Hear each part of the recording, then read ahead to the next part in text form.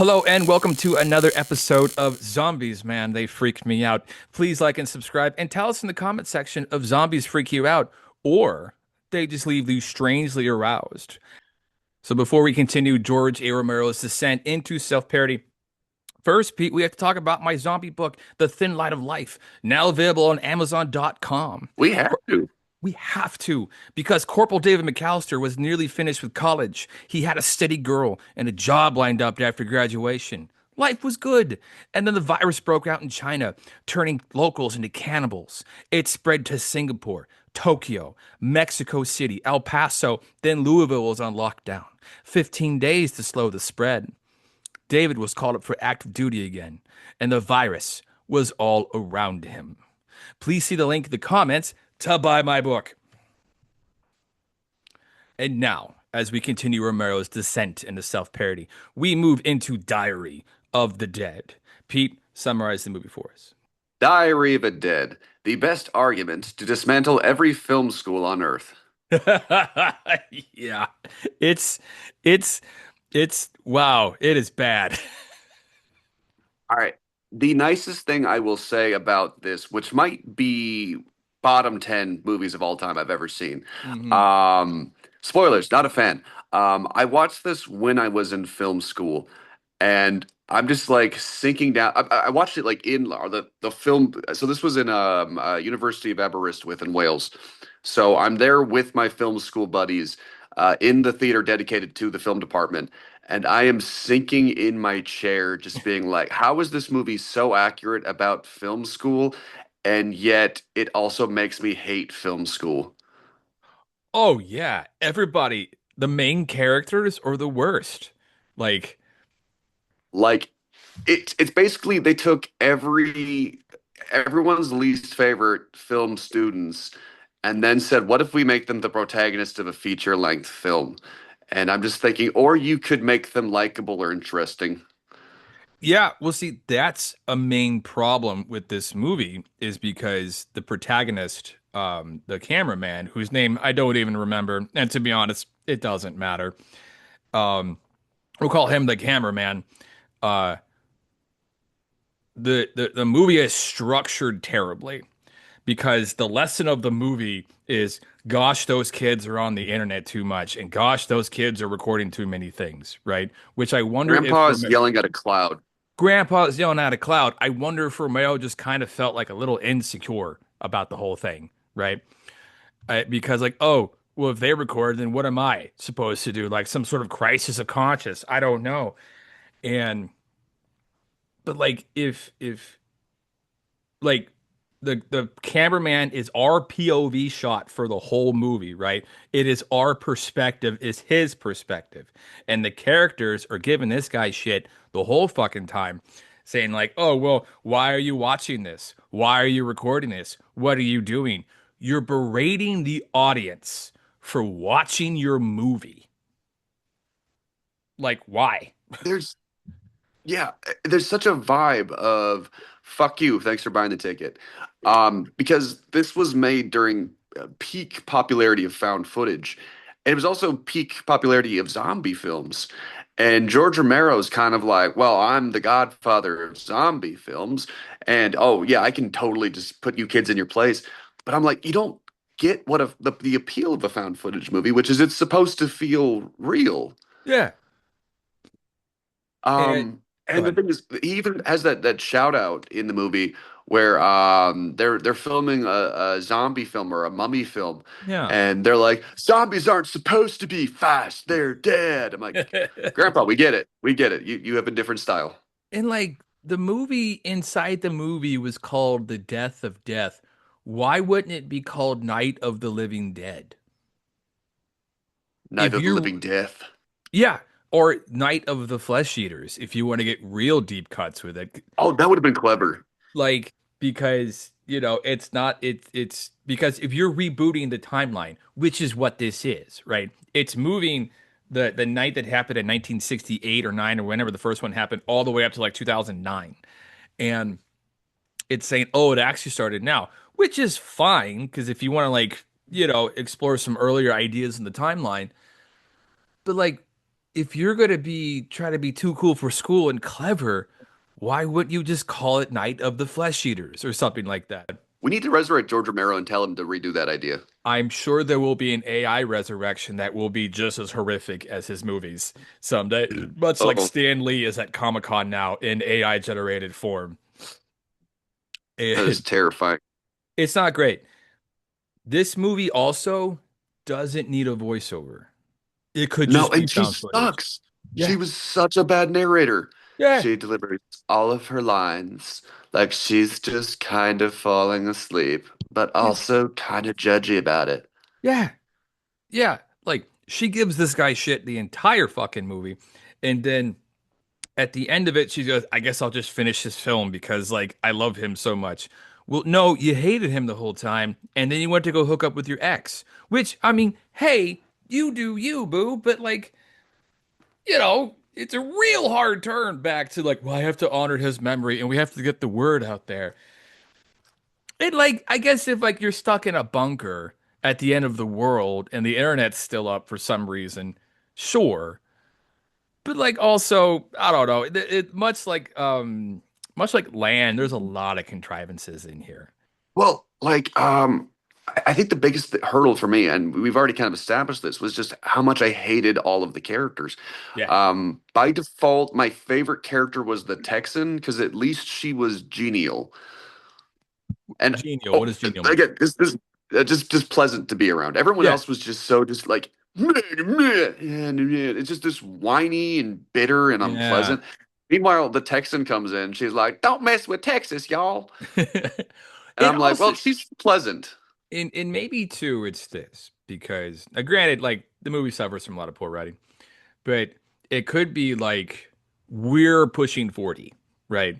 These kids are all south of 25. And and it's a little bit of a diversion, but I had a similar thing reading The Sun Also Rises by Ernest Hemingway, right? Where I'm like, I didn't read it at the right time. You have to read that book when you're 22. You can't read I it when you're read that 32. I read that book at the right time because I'm like, this is so like my life, but in Spain. Exactly, right? It's a bunch of expats trying to figure out who they're going to have sex with in Spain, right? And hey, God love them, you know. But like, I got my appendix out and I was high on Percocet and I was trying to read The Sun Also Rises, and I'm like, I don't like this book. It, Yeah, I could never read Catcher in the Rye for the same reason, which is I read it Mm. when I was in high school, and I'm like, again, this is so like my life, but better. But yeah, no, going back and appreciating the things you appreciated back then, you're like, wow, young people suck. Yeah, yeah, and to really appreciate it, you have to. There has to be a ticket of nostalgia there, right? Like I love Clerks. I love Clerks, right? Because I discovered it when I was 16. And I wasn't going to college till I was much, much later. And I was going nowhere very fast. So I could very much relate to the sort of like Gen X going nowhere very fast vibe of it all. And I bet if I was 16 and discovered Diary of the Dead, oh, it would be my religion, right? Well, because the first time I saw this was, again in film school, but I think at that point I've been in college long enough to be a little jaded. Because things this movie gets right is sort of the vibe of like, we wanted to make this as authentic as possible, but then adding like country bumpkin music to some of the scenes, Yeah. or like, it's just sort of like, it's like, I fought the urge to include this scene with my dead brother in it. And it was just sort of like, okay, a film student would do that just for the sake of like getting people involved. So there is this sort of the narrative contrivances that they add in post, Yeah. where I'm just like, yeah, a film student would do that. But there's like no humor. There's no like No. self-awareness. My favorite scene, actually my two favorite scenes. My favorite scene is the deaf Amish guy named Samuel, who when they roll up to this farm, he has just a stick of dynamite, throws it at zombies, writes on a talk that says, "I'm Samuel, hello," right? Because he's got like, I don't know, it's very novel, right? Like, oh, he's Amish, but he's deaf, but he has dynamite. Like it's just fun, right? That's the fun I wanted. I want a short film with just Samuel in it. You know, just Samuel and that goes into another thing. I think Romero was trying to set up an expanded zombie universe with this reboot of a story because you've got a couple of ideas and sets of characters that are way more interesting than, the bland 22-year-old fucking children, where you've got like the compound of just black dudes, right? Militant black dudes in this compound who are clearly more competent than anybody else in the movie. And like, oh, these guys will probably survive at least a little while until Fiddler's Green, right? Like I feel like Cholo is in the background somewhere.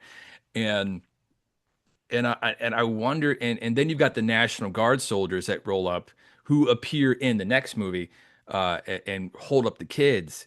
And so I wonder if the Texan lady who drove off was supposed to have her own spinoff. The black guy compound was supposed to have their spinoff, and the National Guard troops had their spinoff. But what do you think? Um, I have so little confidence in any of the decision making of this movie. I'm not sure if Romero was being that ambitious or if he just threw a lot of shit at the wall. Sure. I do wonder, again, she's my favorite character. I wonder what happened to Texas Lady and what Yeah. what little adventures she had in the RV by herself. Yeah, she probably went back to the compound of black guys because they really kind of had their shit together. Like, she was like, I can marry one of these guys. It'll be fine, right? Like, my dad's dead. He's not gonna know. It'll be fine. Oh dear. Also, I had this thought for the spinoff of Samuel, the deaf Amish farmer who loves dynamite. His should be called Dairy of the Dead, right? Because my phone Ah, autocorrected diary to dairy. And I'm like, oh, that's perfect. Like, I want to see that movie too. that's clever. I like that. Yeah, I'm funny. So, what did you catch Tom Zaffini's cameo? Ah, if I did, I mean, it was no. I'll be honest, I forgot. I'm guessing he's a zombie. He was a zombie in the hospital. And Okay. yeah, and oh man, he did not work makeup on this film because Romero dropped from 20 million to 2 million to make this film. And to go back to my point on Land, my theory is that he was so mad that they made him include a generic white guy as a protagonist that he eschewed all of this money to have more creative control over the film, right? And so then he dropped it all the way down to $2 million and just used like university students. And when the university film students are in the hospital, the zombie that gets up and just attacks people, that's Tom Savini. But there's a scene where you can see all of the guts slide off the zombie to reveal like a fleshy pink human belly. Like, it's so bad. Like I think they also went the found footage route because, as you pointed out, it's a lot cheaper to make found footage than, Yes. a actual movie. So, what were your best zombie kills, do you think? I think the scythe through the back of the head, Yes. like Samuel going that. out like a boss. Yeah, that's the only death that really sticks with me. Yeah. I liked the defibrillator paddles to fry the brain and the hydrochloric acid used to melt the brain. But then again, that touches more on Romero's sort of like over reliance on low budget CGI from the early 2000s that does not age well, and it ages even Oh, poorer in Survival of yeah, the Dead. it only gets downhill from here. And I'll leave you with this thought before we wrap up this episode. Um, my favorite part of the movie, when I popped in the DVD, it showed a trailer for Night of the Living Dead. They reminded me of a better movie, right? They're like, hey, you remember this movie? Wasn't this movie great? Like all I can hope for, because the three most unlikable characters in this movie are our three survivors, and they're all holed up in a safe room at the end. And I'm just like, I would like this movie so much more if just in the last 10 seconds we hear the zombies breaking through and all three of these characters getting devoured.